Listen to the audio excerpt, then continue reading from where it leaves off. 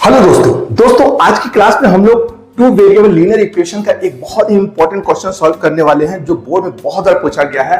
देखिए ये क्वेश्चन क्या है, x by a plus y by b is equal to 2 और ax minus by is equal to a square minus b square. आइए इसको बहुत सिंपल मेथड से सॉल्व करने की कोशिश करते हैं और हम लोग यूज करेंगे एलिमिनेशन मेथड। बहुत आसानी से आपको समझ में आ जाएगा। आप शुरू से लेकर के लास्ट तक मेरे इस लेक्चर पर बने रहें, ठीक है। आइए सॉल्व करते हैं।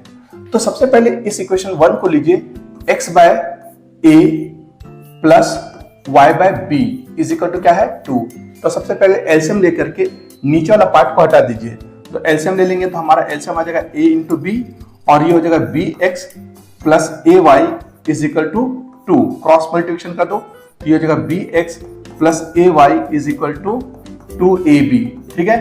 अब इसे इक्वेशन नंबर आप थर्ड मान लो, ठीक है। अब इसी के नीचे आप इक्वेशन नंबर 2 को लिख दीजिए, है ना। तो इक्वेशन नंबर 2 क्या है, देखिए यह है ax minus by is equal to a square minus b square. ये होगा इक्वेशन नंबर 2। अब आप एलिमिनेशन मेथड में जैसा आप जानते हो कि किसी एक वेरिएबल को एलिमिनेट किया जाता है उसके कोफिशिएंट को इक्वल करके।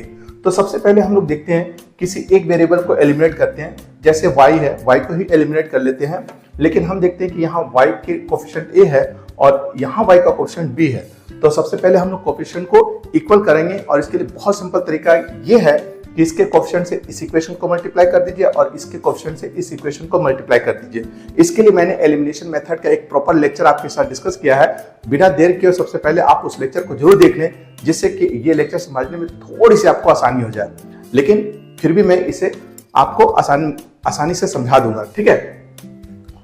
तो देखिए अब यहां पर इस पूरी इक्वेशन को मल्टीप्लाई कर दो b से और इस पूरी इक्वेशन को मल्टीप्लाई कर दो a से। जब आप ऐसा करोगे तो देखो ये क्या बन जाएगा।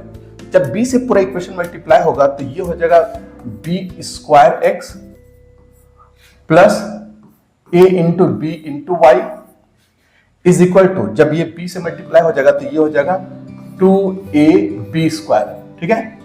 और ये जब a से मल्टीप्लाई होगा तो ये हो जाएगा a square x minus a into B into Y is equal to, a से ये मल्टीप्लाई हो जाएगा तो ये हो जाएगा a cube minus ab square, ठीक है, ab स्क्वायर, ठीक है।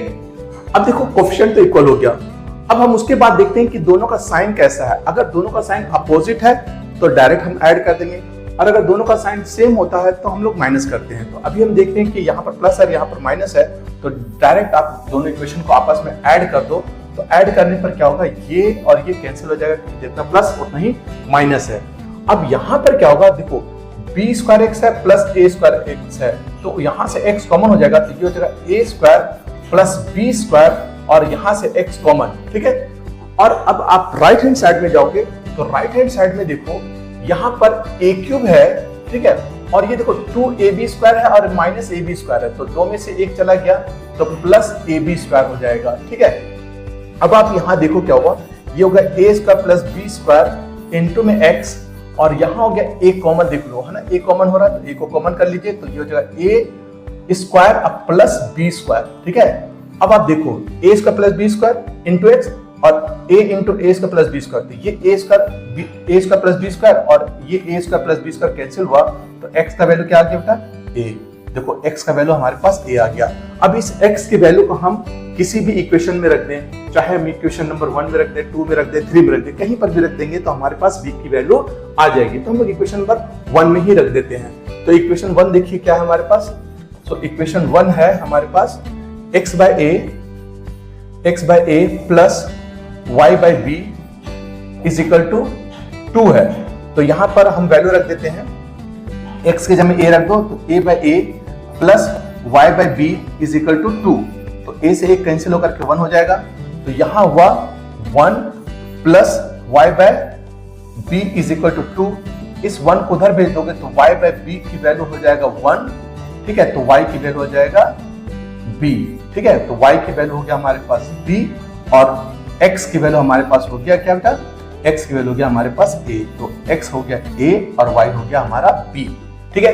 तो इस तरह से हम लोगों ने x और y की वैल्यू निकाल लिया। तो आई होप कि आपको ये लेक्चर जरूर समझ में आ गया होगा। अगर आपको ये लेक्चर समझ में आए तो प्लीज इसे लाइक और शेयर करें, और हाँ, मेरे चैनल को सब्सक्राइब करना ना भूलें, ताकि इसी तरह के आसान मेथड से किसी भी प्रॉब्लम को सॉल्व करके आपके सामने लाता रहूं। मिलते हैं नेक्स्ट क्लास में। Thank you.